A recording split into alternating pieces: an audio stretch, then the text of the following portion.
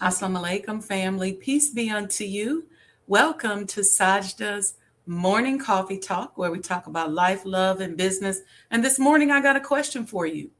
Do you believe in you? Stay tuned. Don't go anywhere. We'll be right back in about 3-4 minutes. Get you some coffee and come on in.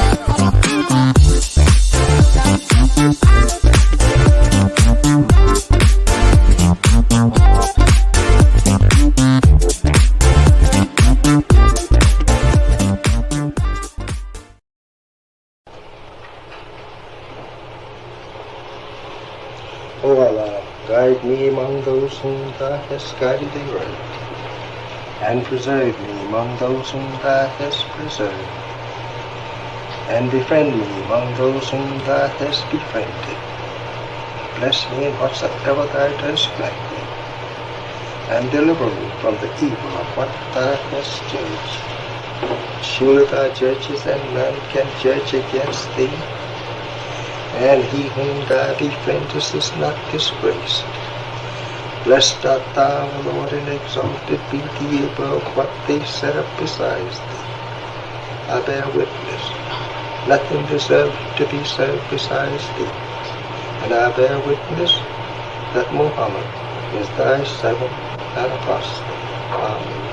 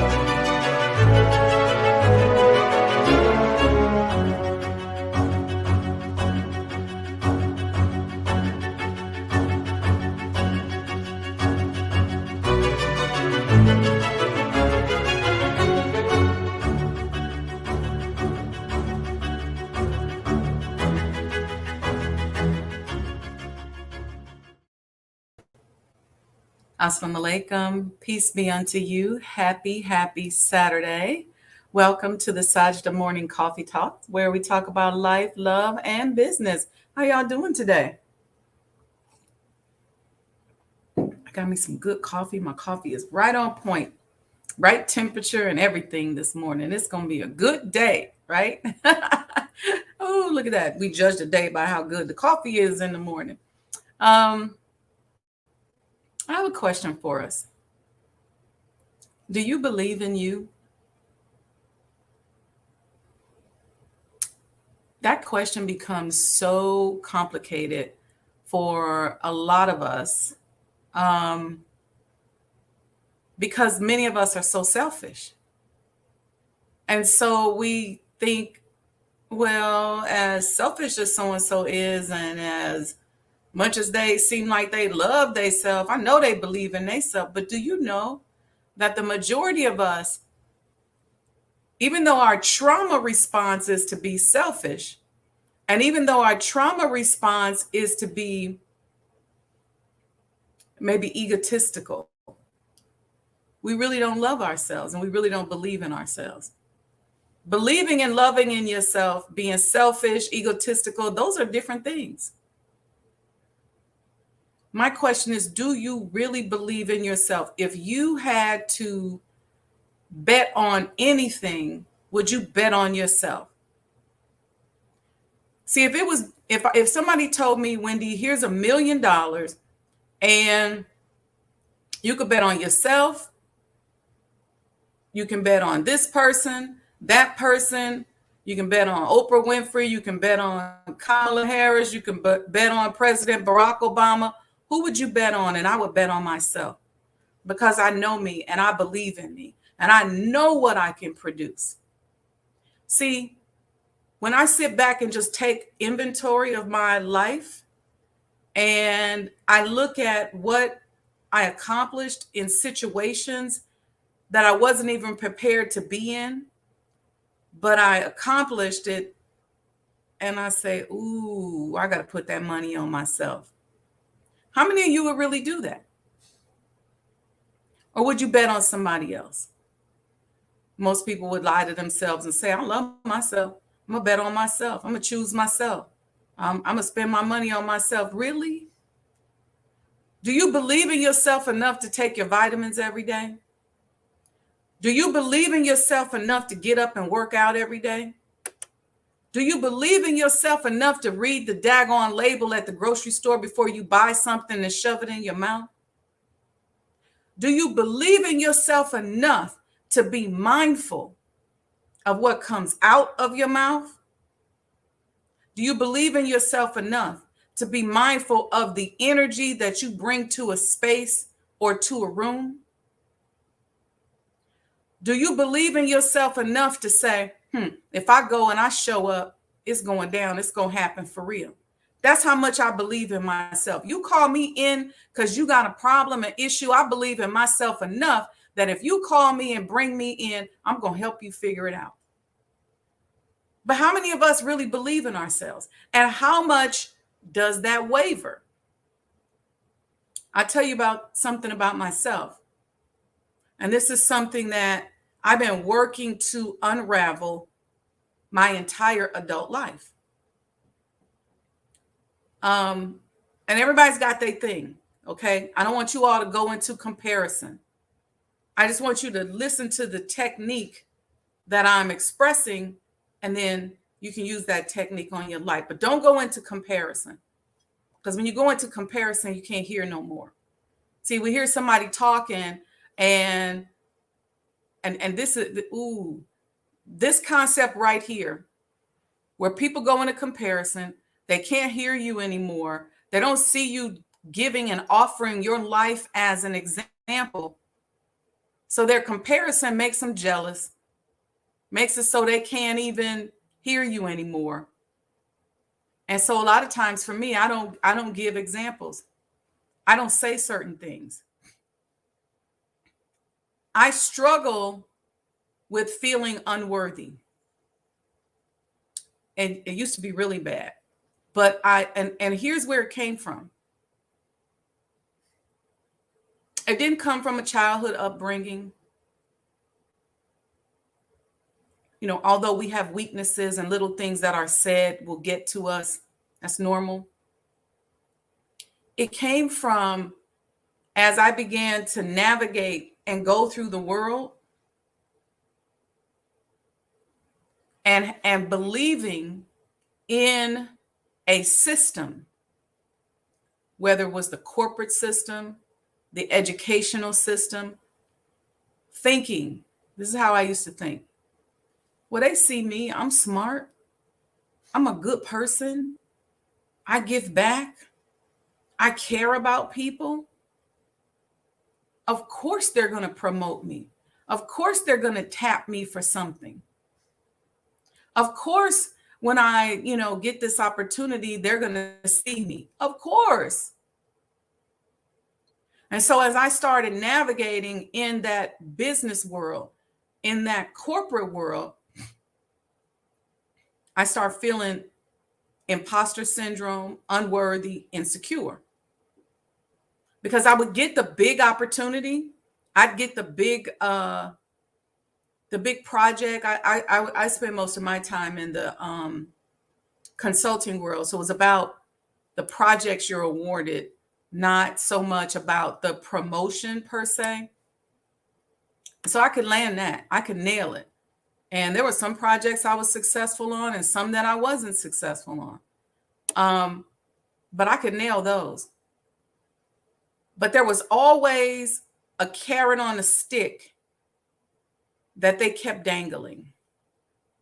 And so I kept going for the carrot on the stick, kept dangling the carrot on, kept going, okay, it's this, it's this, it's this. And what I didn't realize is that that was grooming me and creating this energy of unworthiness inside of me, because what happens is you're never good enough. And so I kept thinking to myself, I'm going to get that. I'm going to get it next time. I'm going to get it next time. I'm going to get it next time. What that is that's grooming you so that when they come in with certain conditions and say, and I've had this happen to me. If you had a certain image, like if you married a certain person, if you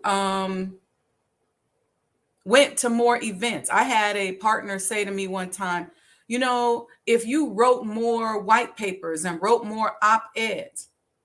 Well, anybody who knows me, you probably know just from me doing these shows that I am a writer. I write what comes out of my mind. I write what I see. I am a big writer, and I've been a writer since I was a little girl. I just love writing. I would write. I had pen pals around the world. I would write stories and books, and I got so much stuff that I've written. I got a whole shelf of just notebooks of different things that I've written. I got hard drives full of stuff that I've written.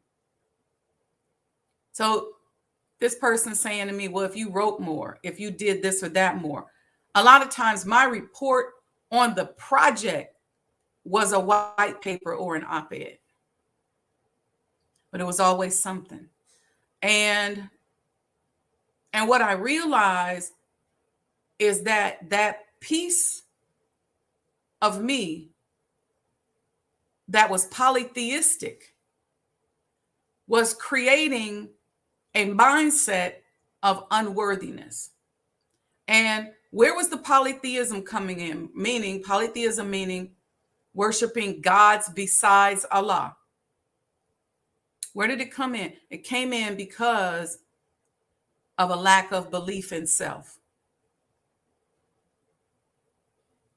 And so when I started to work on myself, this was something that I discovered about myself, that I would put stock in a lot of other things and a lot of other people. And I would kind of worry about what different people would think or say. And,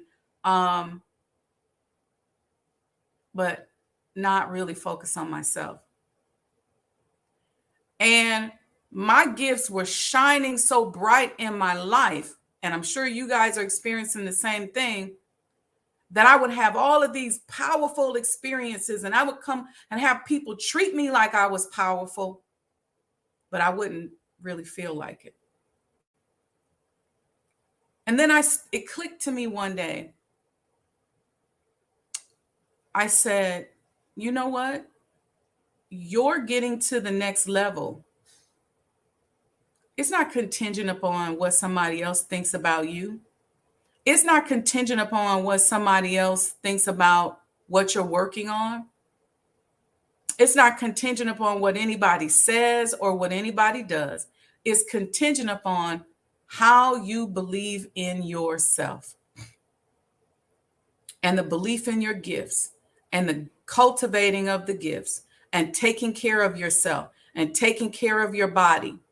I had gotten to a point where I think I just saw myself and I felt like sacrificing myself meant that I would get where I was trying to go. That is a trauma. It's one of the things we're going to talk about in the financial trauma boot camp. It's a trauma response. Why is it a trauma response? Because for many of us, we grew up a certain way. We had a comfortable childhood. I was listening to Dr. Ava say this. Then you get out here in the world and you don't have enough money to make it. You don't have enough money to live. You've graduated from school. You graduated with honors. You kind of have this whole negotiation that you're doing with the corporate world or with the business world or the legal world or the whatever world you're in. You got a dance you're doing with them. And you're trying to prove yourself worthy because you're worried about what's going to happen if you're not successful in this environment. And are you going to be able to feed yourself? And what are people going to say? And so now you got all these other gods that you're serving.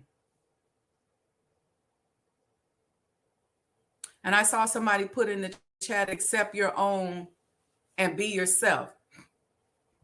Let me talk about that a little bit. Because we hear that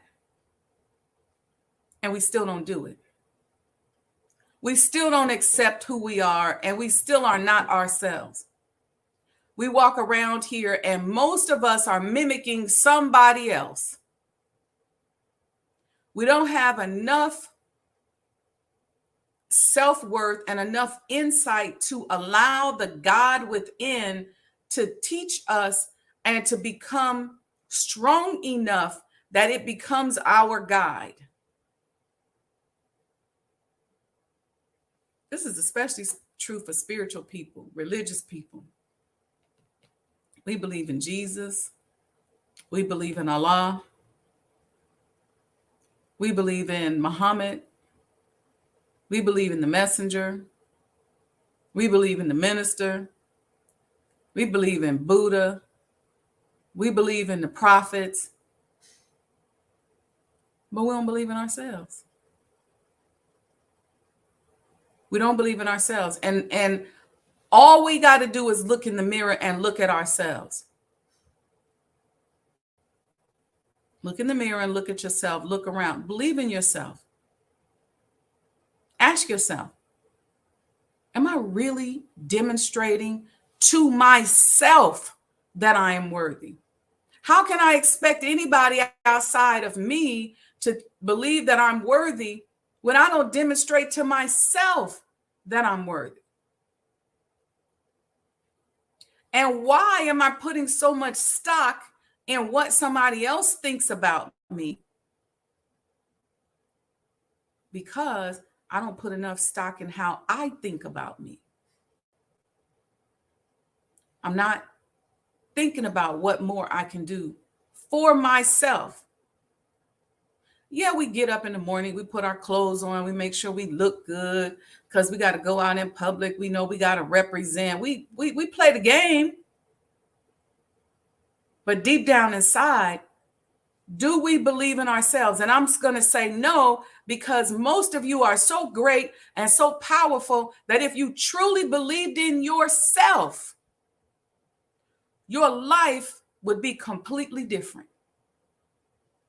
That money that you walking around saying you want, you'd have that and then some. Everything that you're saying that you want, that you desire, that you need, you would have that and then some. Because part of that belief system in yourself is going to line you right up with who you need to be. So I'm asking a question this morning. Do you believe in yourself? Most of us are so scared, and we're so busy living in a box and cleaning up the inside of the box, and so worried about being safe that we don't step outside. We're scared of what we're going to look like. You know, we're afraid of somebody seeing us. We don't want our knees to be skint up. Let me tell you something. As I began to work on my issue with feeling unworthy and started working on believing in myself, I don't care how hard you see me work. I don't care if you see me fall down and skin up my face and tear my clothes. I'm going to get up and I'm going to keep running and I'm going to keep going because I believe in me. I believe in me.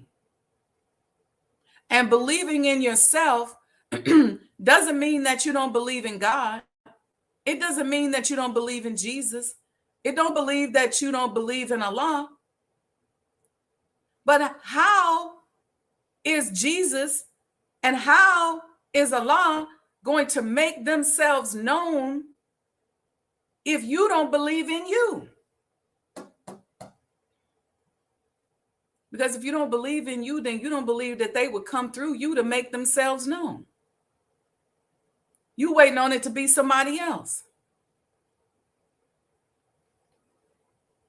So the question becomes, how do we demonstrate those ways in which we believe in ourselves? I want us to look at a short little video. Okay? A short little video. Because a lot of us take a lot of classes. We study. We know scriptures. We know the Bible inside and out. We know the Holy Quran inside and out. We know the manuals at work inside and out. We know everything we need to know inside and out. If we went to school for cybersecurity, we know all the cybersecurity laws inside and out, but we don't know ourselves. And that's why we don't believe in ourselves. We know ourselves and see ourselves through the lens that everybody else sees us with. The question becomes, who are you and do you believe in you? Ask yourself that question. We can sit up here and go, well, I got to overcome this and I got to overcome that. Do you believe in you? And what aspects of yourself do you believe in, and what aspects of yourself do you not believe in? You may say, I believe in myself well enough to go eat that cheeseburger and that pizza later on today and mess my whole diet up. Some people say, I believe that I'm going to do that. Let's start there. Let's start there.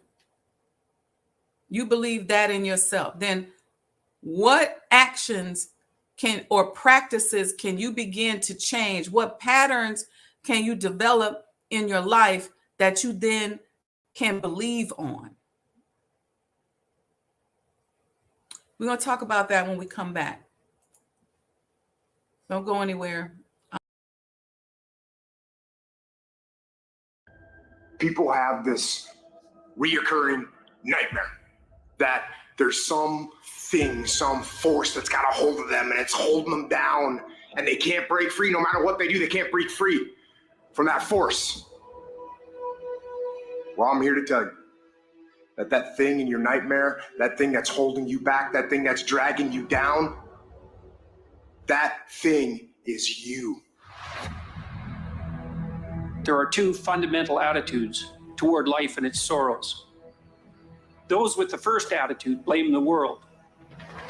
Those with the second ask what they could do differently. It's much easier and much more gratifying to your basest desires to blame someone else for your misery. You know what's so funny? We want people to make guarantees to us but we're not willing to make guarantees to ourselves. And that's the problem with some of you. You always want to blame other people. You owe you an explanation. You need to look at yourself in the mirror and say, why are you only giving 50%? What's wrong with you? You need to put yourself on punishment. You need to tell you no more TV, no more snacks, no more desserts. No, we working out now. You need to tell you that you owe you something. Every day I demand more from myself than anybody else could humanly expect. I'm not competing with somebody else. I'm competing with what I'm capable of. My number one competition is me. It's always you versus you. You got to be the one to get up every morning, be disciplined, put in the consistent daily hard work, because that gains success. No coach, no trainer, no mentor, no boss can do it. You versus you. I value myself enough to give 120% or don't do it. There is no excuse for not living up to your fullest potential. No excuse. You walk out of this room, you owe yourself. I didn't get here making excuses. What changed? I changed. And I stopped being a victim. I stopped saying I've got to wait for good things to happen to me. And I said I'm going to grind. I'm going to fight. I'm going to work. I'm going to press toward. I'm going to learn. I'm going to do everything in my power every single day to become a victor and not a victim. Why? Because I owe it to myself.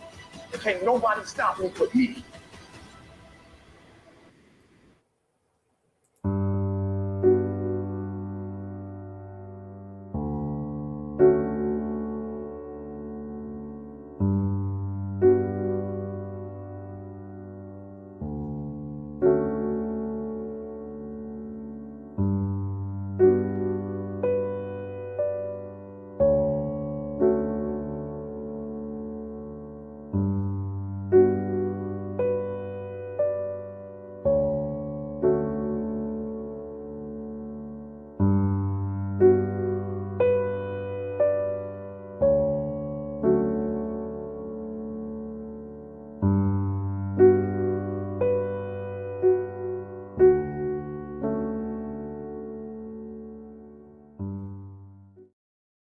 I'm asking the question this morning, do we believe in ourselves?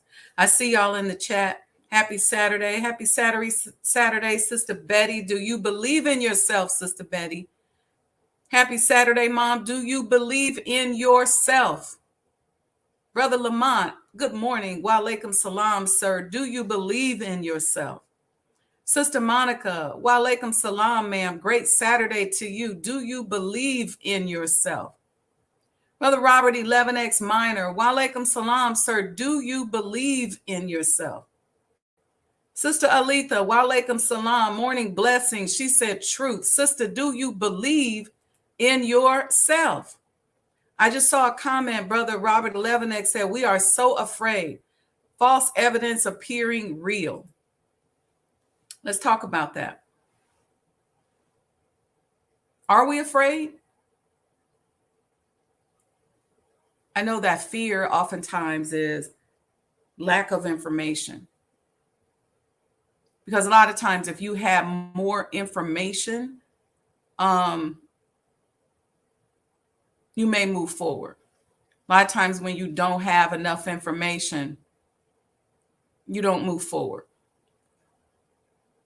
And then we say, is it fear, Brother Robert, or is it programming? Have we been programmed to believe in something else and not believe in ourselves? Have we been programmed to believe that we can only believe in ourselves so much because outside of that is blasphemous? Is it programming or is it fear? And is the programming, I don't know the answer. I'm just throwing it out there rhetorically so that you all can answer in the chat. Or have we been programmed with a limit, with a box around us, and is the fear come in because, or does the fear come in because we're afraid to go past that limit, to step outside the box? And what's the difference between somebody who believes in themselves and somebody who doesn't? When you look around your life, Can you see the limits that you've placed on yourself? Income limits, financial limits, relationship limits. Can you see the limits that you've placed on yourself? And if you can see the limits that you've placed on yourself, then you can then deconstruct and say, where did that limit come from? And what is the source of that programming? And how did I get there? And then, brother, why am I afraid to go past those limits and that programming? What did somebody tell me years ago? What rule was implanted in my head? What did somebody tell me about myself? What did somebody tell me about personal conduct that makes me so afraid that I got these limits on myself? And this is why I don't achieve beyond a certain level. You know, just the mere fact of sending your children to school outside of their neighborhoods can help with those limits, because a lot of people, they limit themselves to their neighborhood, to where they live, to what they can do.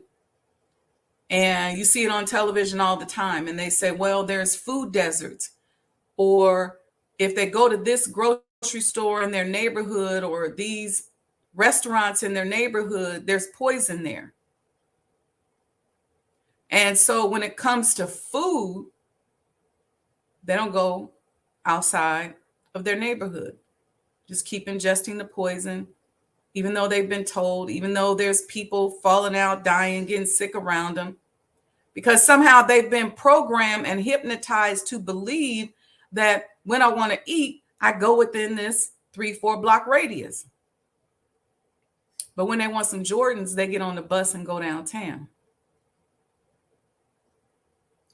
When they want to go to a concert, they get with their homegirls and get in the car and they go way on the other side of the town to the concert. If somebody tell them they're having a sale at Louis Vuitton, they leave that very neighborhood and go downtown. So where's the programming? And how do we deconstruct that? I was having this conversation with a friend of mine the other day. We were talking about food deserts. And he said, yeah, there are food deserts. But when people need to go get what they want, they get up and go wherever they got to go to get it. But they won't go outside of their neighborhood to eat or to shop for food. Who programmed us like that? Where's the hypnosis coming from? See, part of the problem is what we ingest every day is hypnotizing us. Somebody said to me, they said, a lot of Muslims are poor, and especially the Muslims in Black America. And I said, I don't buy into that programming. I'm on my way to becoming one of the wealthiest women in the world. I just so happen to be Black, and I just so happen to be Muslim. Or I could say it this way: because I'm Black and the experiences of being a Black woman and coming from as a descendant of the God who made himself out of triple darkness, and because I'm a Muslim, because I know how to conduct myself, I know how to think, it is a foundation. I've chosen the right spiritual foundation for me that helps me to believe in myself, that helps me to align with who and what I am. There's nothing in this world that I cannot accomplish. When I put the totality together of who I am right there with everything that I need in my life to become the most recognized in whatever field I want in the world. So I don't buy that programming. No. I'm not buying that programming. Just like they tell us, oh, Black people don't have money. We're $1 trillion a year group of spenders. We got money. Don't let nobody tell you that. There's enough money amongst the Black community for a whole lot of us to become millionaires and billionaires. Especially if we spend in trillions, then we got money. It's money passing through our hands. So don't let nobody tell you that Black people don't have money. That's wrong. And it's a programming.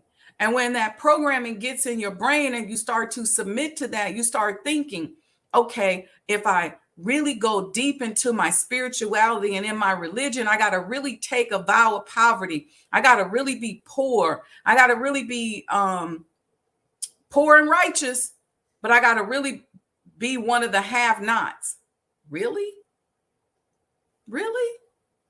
Why would God choose you and put you in a position with something and then just go, okay, you got to exist and not have nothing? Most religions are designed for us to share what we learn, what we know, what we experience with the world. Well, how are you going to do that if you ain't got nothing? How are you going to do that if you can't eat right? If you can't leave your neighborhood and you're just going to keep ingesting the poison? We got to rise above that kind of mentality. I believe that God will bless us with each and everything that we need to do whatever it is that he desired for us to do when he brought us into this world. I believe that 1,000%. So the question becomes, how much do you believe in you? And are you disbelieving in yourself so much that you are disrespecting yourself and disrespecting God every single day? And you wonder why. You can get on your prayer rug and pray 5 times a day. You can go to and meditate. You can go and recite your scriptures or whatever it is that you can do. But it seems like you're not getting any further. You have little moments of feeling better. And all it really does is put you in a position where you serve others really well. But why am I not getting ahead? Everything y'all told me to do, I'm doing it. But it's like I don't have no more money. I'm not losing no weight. I'm looking old. I'm looking tired. My car broke down. And I'm just supposed to feel good about it because there's a God. This is why a lot of people walk away from spirituality and religion, because deep down inside, they don't believe in themselves. And I'm not trying to be a prosperity teacher or all of that, but I am being a prosperity teacher.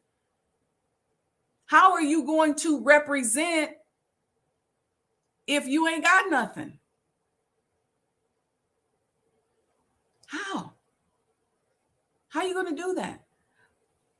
And so I say it's a belief in self, because we will get up off the couch and go do whatever it is that we want to do.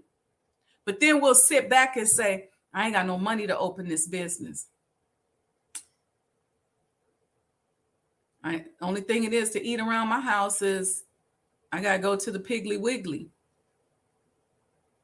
and eat a pig sandwich, or I shop at the liquor store. But you just went downtown to get you some new shoes so you can wear to church on Sunday.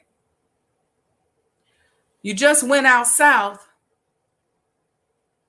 to pick up your new garment so you can wear to the party this weekend. No, I don't be having time to exercise. You know, it just time just get away from me. And I ain't got no gym membership. I ain't got no money for no gym membership. You don't have a floor that you can dance on. You don't have a floor that you can stand up and do some jumping jacks and push-ups on. Huh? Can you get up and go right into your living room and do some push-ups, some sit-ups, some squats, some jumping jacks? Can you walk around your block? Can you walk around your yard? Can you march in place? See, you got to believe in yourself enough and love yourself enough to do what it is that you know you need to do to improve yourself. You can't sit there and go, okay, well, I'm really sick and the doctor told me that I really need to start exercising, but I ain't got no gym membership.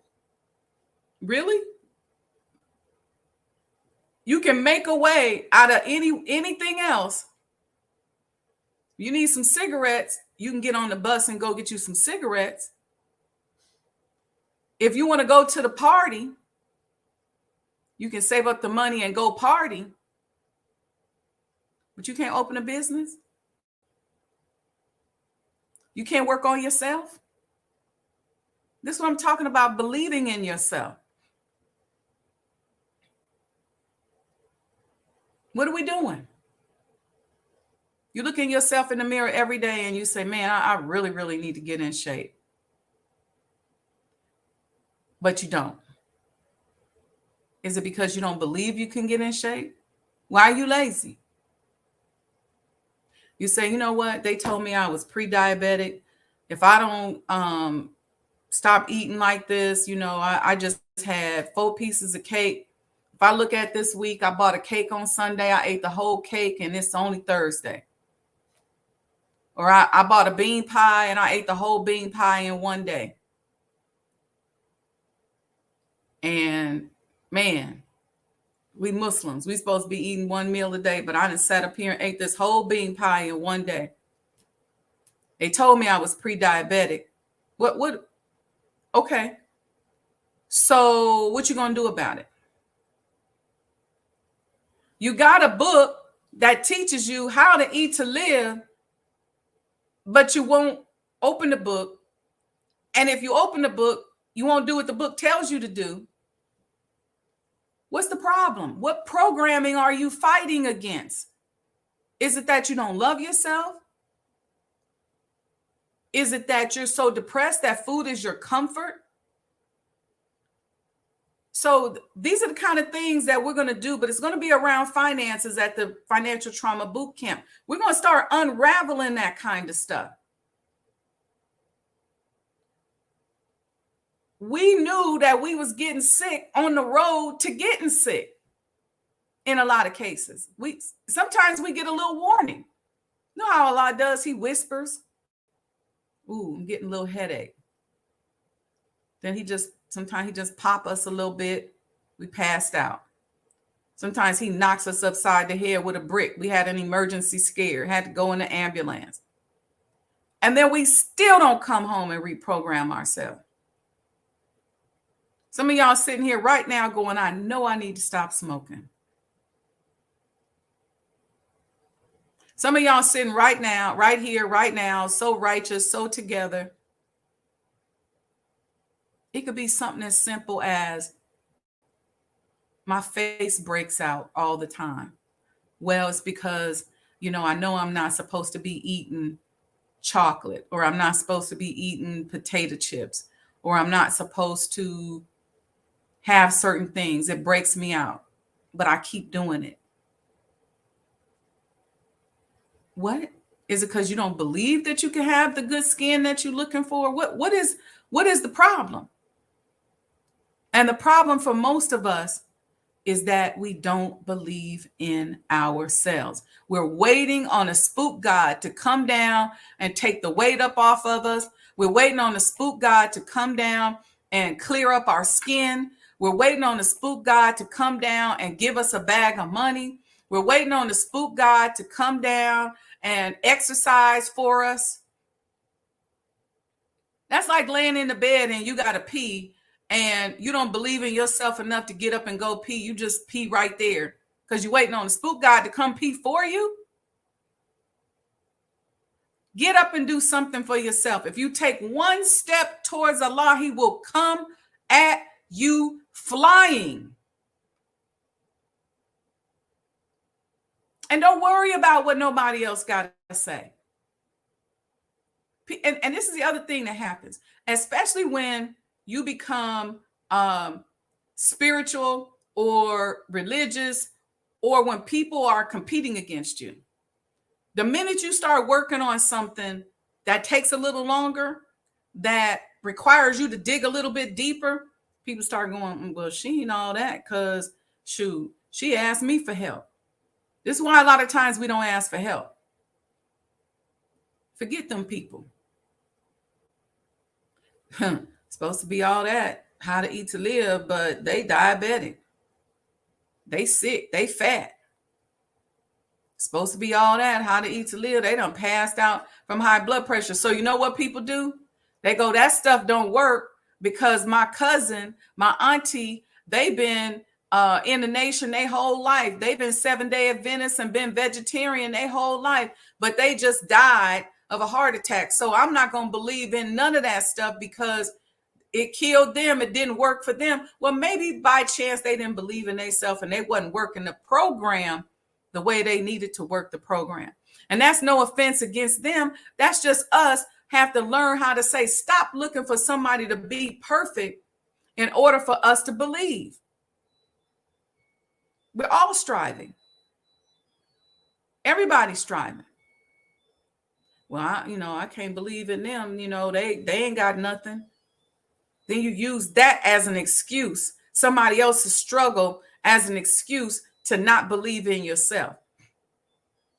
See, taking that step in the right direction and finding foundational teachings and information that help you is doing for self. It's believing in yourself.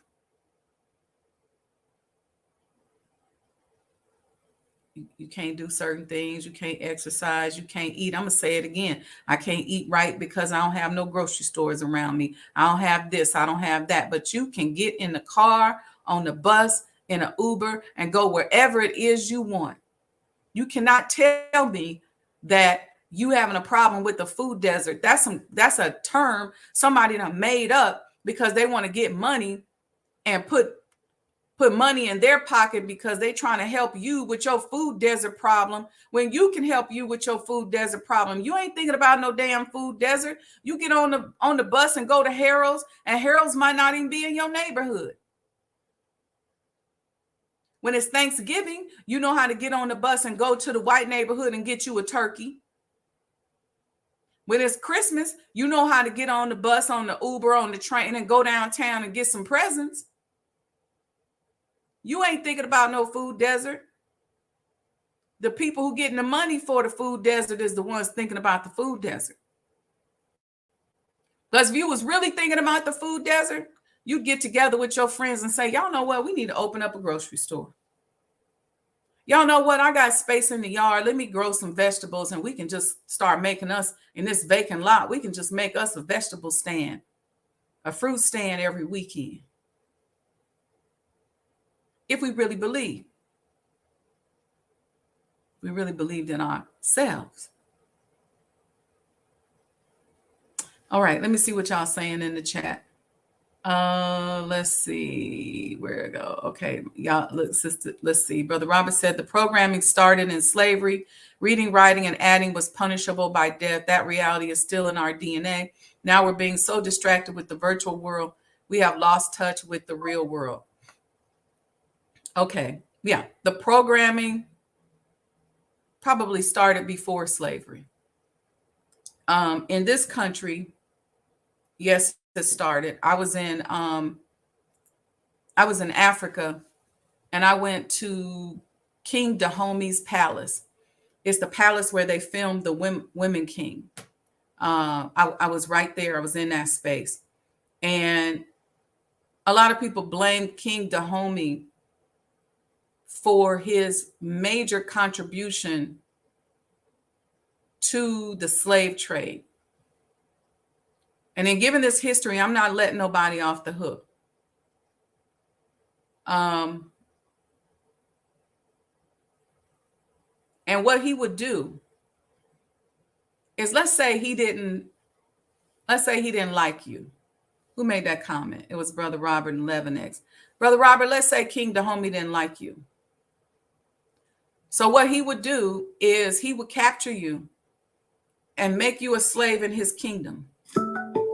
And then he would take your wife and your children and make them one of his wives and children. And then when the European traders came, he'd trade you for some porcelain dishes. And then it got to the point where he started making so much money off of these people he captured from within his own kingdom. He started organizing and became one of the biggest distributors of the slave trade, sending Black people down into Brazil, the US. But that germ of hierarchy, of making differences, you know this, came before even slavery. See, when slavery came along, the white man just took advantage of what was in our DNA. And then the shadow slavery, the way we were treated was just, I was reading something the other day that most slaves never even lived past 50 because the life was so hard. They would be beaten and tortured so much. The average number of babies that women had during slavery, Black women, was 9.2 and still had to work in the field. You know how hard it is for your body to recover that's the average number, 9.2. So that means there were some that had more and some that had less. And most people, they said at the most, they would be able to keep 2 of the babies. So all of this trauma, all of this treatment, but guess what?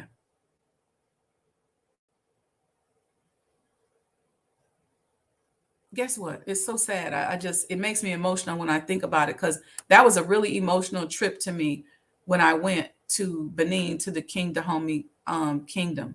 It's very, very emotional. I went back to my hotel room and I cried for hours because I literally could see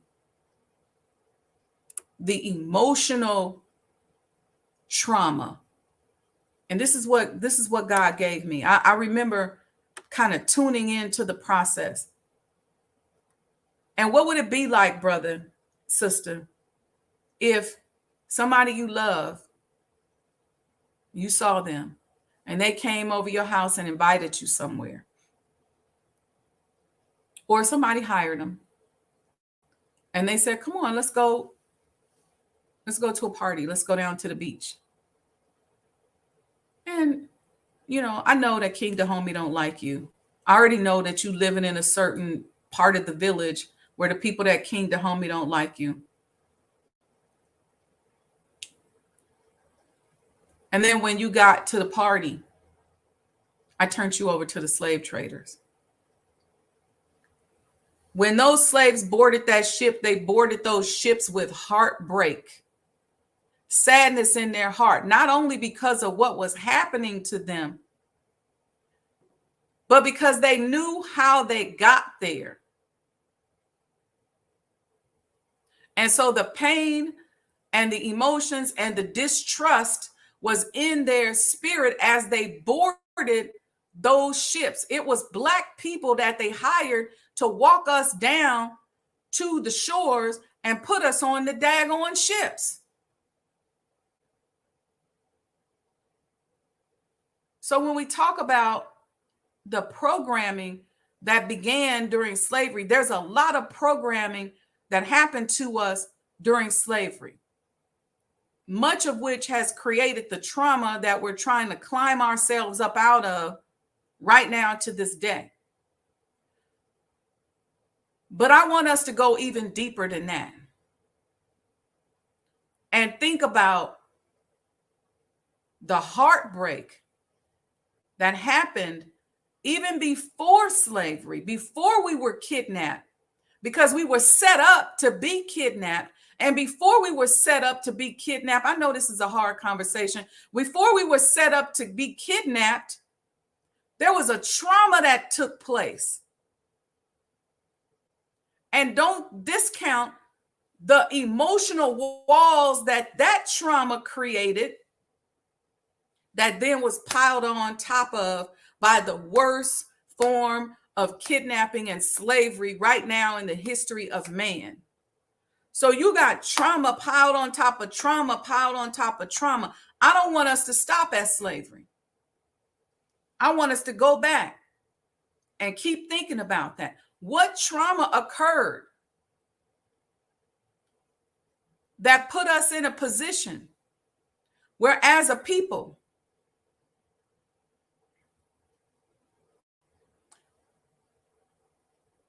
we openly traded one another, allowed this person to come in, and the guide who told us, he said everything was okay until they came with their guns. Once we helped them set up the slave trade, then they came back in with their guns and started stealing people wholesale. They literally had a mall for children. So I'm saying to us, I want us to go back. What happened to us?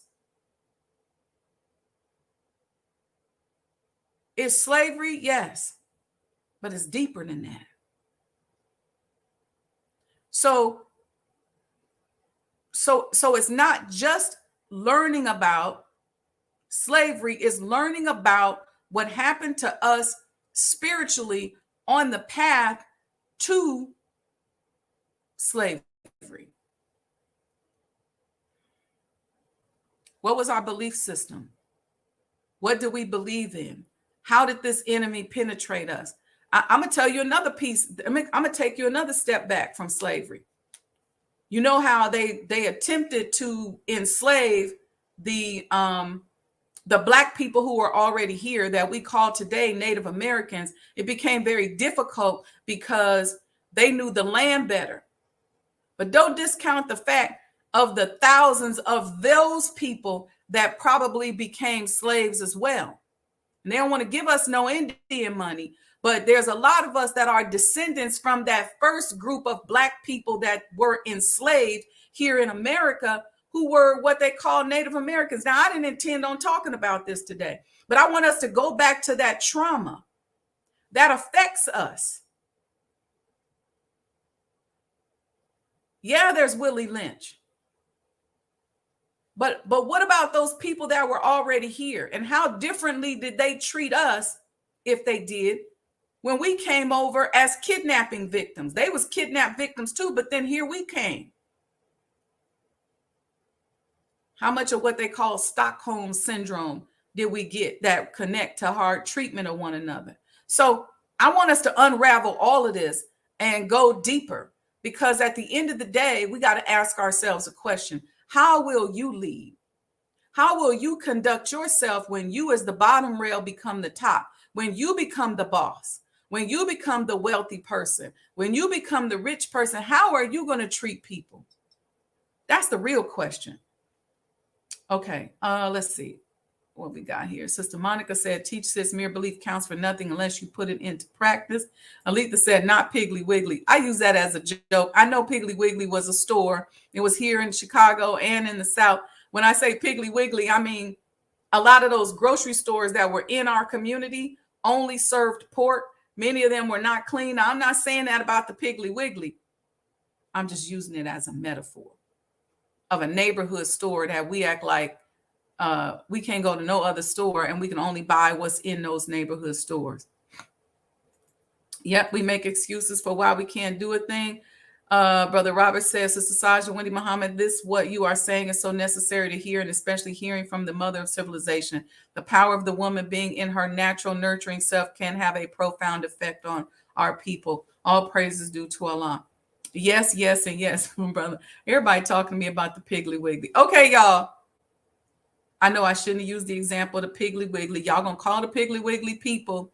I think they're new distributor. They got a new name for the company now and say she talking about us. No, I'm not. Not like that. I'm just saying, when you read these reports on the food deserts and we complain about the stores that are in our neighborhoods, unfortunately, in many cases, the Piggly Wiggly was one of them. And many of these stores where you could only buy processed food, pork and all this other stuff. Anyway, y'all, it's 7:00. We got to go. I don't know about y'all, but I'm going to have a good day today. What about you? No matter what happens today, let's make it a good day, because we're going to go out and we're going to try to be good to somebody. We're going to try to be nice to somebody. We're going to try to give to somebody. We're going to try to love somebody.